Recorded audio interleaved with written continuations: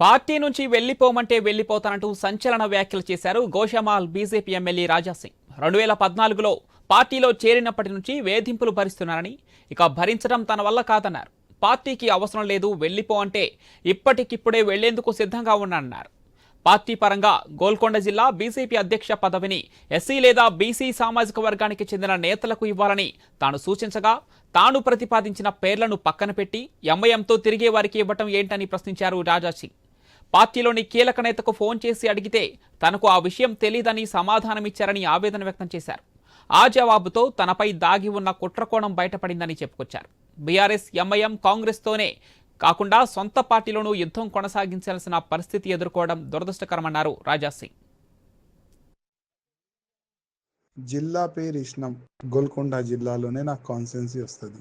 మేము పేరు ఇచ్చిన తర్వాత కూడా మా పేరు మంచి కార్యకర్త అని డిక్లేర్ చేయకుండా వేరే వ్యక్తిని గోల్కొండ ప్రెసిడెంట్గా డిక్లేర్ చేసినారు. నేను అనుకుంటున్నా పార్టీకి మా అవసరం లేదనుకుంటున్నా. నో ప్రాబ్లం, ఏం చేయొచ్చు చూపెడతాం ముందు ముందు మా బలం ఏంది.